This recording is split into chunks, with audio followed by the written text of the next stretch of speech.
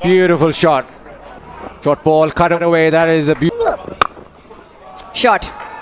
করছে এবং এই বিষয়ে প্রসেস চলমান থাকবে এবং দ্রুতই এটা কমপ্লিট হবে। আমি মেহেদী হাসান মিরাজের খেলা দেখেছি। আমি চাই খুব বড় একটি পুরস্কার তাকে দিব, আর এটি চলমান থাকবে যতক্ষণ না পর্যন্ত সে দেশও আসে। প্রিয় দর্শক, আজ বাংলাদেশ বনাম পাকিস্তান ম্যাচের মধ্যে যে অসাধারণ খেলা দেখেছেন মেহেদী মিরাজ একবার মুগ্ধ, যেখানে হতাশ হয়ে গেছে প্রতিটি বলার।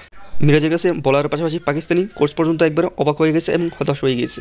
প্রিয় দর্শক, তার পাশাপাশি কোচ হাতুড়ি সিংহ থালি দিয়েছে হাত তুলে। যখন মিরাজ ব্যাটিং নামে ঠিক তখন তার পাশে ছিল লিটন কুমার দাস। মিরাজ নেমেই অসাধারণ একটি 4 মেরে বিষয় এবং আম্পায়ার সাহেব সেটি 4 ঘোষণা করে।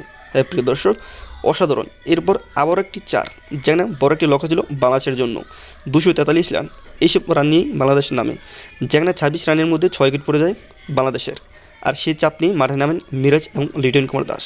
মিরাজকে পাশে থেকে সাপোর্ট দিয়েছিলেন লিটন। আর 12টা বেজে গিয়েছিল পাকিস্তানি বোলারদের। কেনই বাঁচবেন না, যেভাবে 400 মারছিলেন মিরাজ, খেলা মনে অনেকখানি এগিয়ে নিয়ে যাবে এই ছোটো ছেলেটি। কিন্তু না, ছেলেটি ছোটো হলে কী হবে, তার ব্যাটিংয়ের মধ্যে আছে জড়োয়া গতি, আর এই গতির মাধ্যমেই বাংলাদেশকে অনেকখানি এগিয়ে নিয়ে যায় মিরাজ। 79 বলে 43 রান করেন পার্টনারশিপ মিরাজ এবং লিটন কুমার দাস।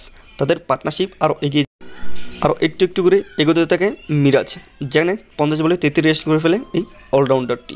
যখন মিরাজের 77 বলে 43 রান, ঠিক তখনই অসাধারণ একটি 4 মেরে বসে এই অলরাউন্ডারটি। আর তখন ডাইরেক্ট একবারে 49 রান। আর তখনই ঠিক অসাধারণ একটি সিঙ্গেলের মাধ্যমে মিরাজ করে ফেলে 50 রান।